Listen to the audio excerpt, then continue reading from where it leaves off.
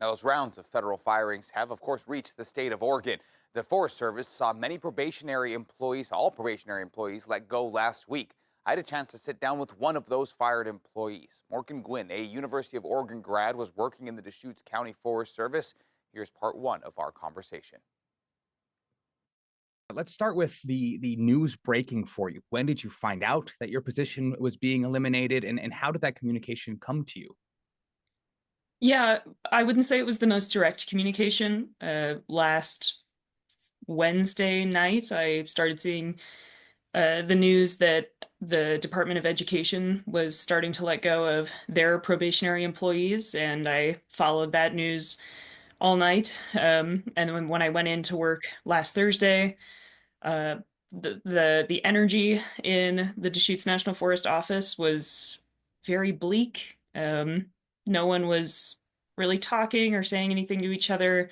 I was interacting with my supervisor, but kind of very briefly because she was in and out of meetings. And then I went off and kind of did my own work and left the office. And then when I came back, I started seeing a bit more emotion in the office, groups of people kind of gathering at different offices and desks, and a group of women were near my office, and I sat down and started listening into what they were talking about, and one woman was just really sobbing and really crying, and obviously I understood probably what this was about, but as I started listening, I realized her job was not in danger, but her husband's, who was a probationary employee at a different agency, and he was hearing at his agency that they were going to move forward with terminating probationary employees, which includes me.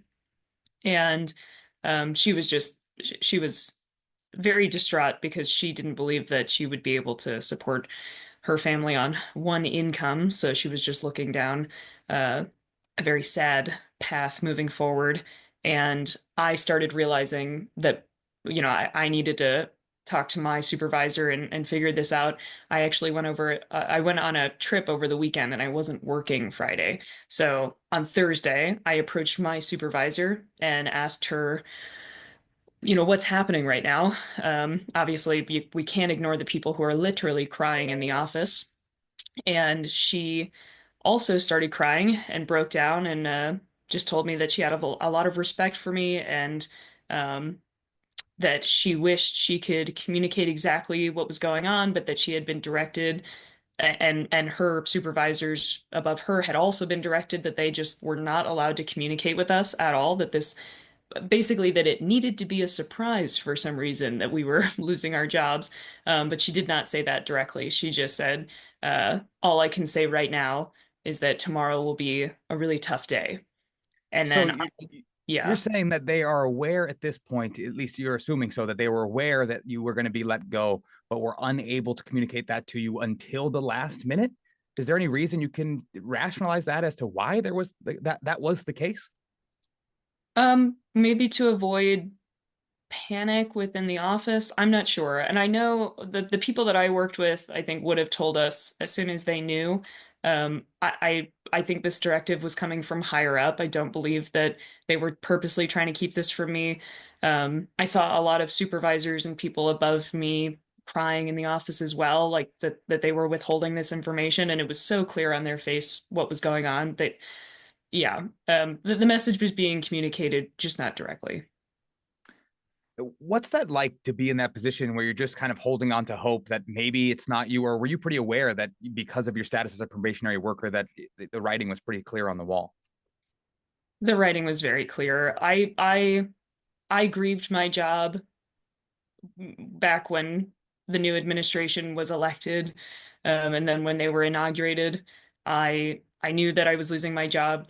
I got a part-time job 2 months ago in preparation for this, and it's actually been really alarming to me that I've been hearing some people within my family and who are close to me who did vote for the new administration tell me that they were unaware that this was a possibility. I think that just shows that their vote was either casted in ignorance or that they they voted for this and didn't care about my ability to provide myself anyways, provide for myself anyways. What was your job looking like on a day-to-day basis? Yeah, I was a public affairs specialist. So I was a part of my job was giving important information to the public and communicating for the public to our rangers. So we would have, I ran the social media pages and the website, and the social media was a great way for the public and the Forest Service employees to speak and interact and share important information. People would report unattended campfires and like to the Facebook or the X, the Twitter, and I would then pass that information along to our rangers, and our rangers would immediately check it out. Same goes for any kind of hazards in the roads or um, uh, skeptical behavior of people in the forest. Just passing along information to our law enforcement officers as well. And then I would also post about safety information, forest closures, fire closures, just things that keep our recreators safe. And right now, there's no one doing that. And we're also on a social media freeze, so it's not like I was doing that for about the last month, anyways.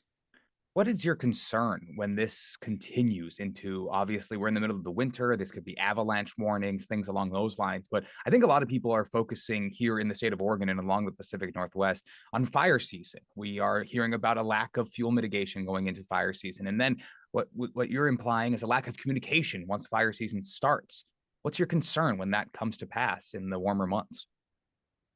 Yeah, so I was hired on as the third person in our public affairs department. So there were only two in the department before me.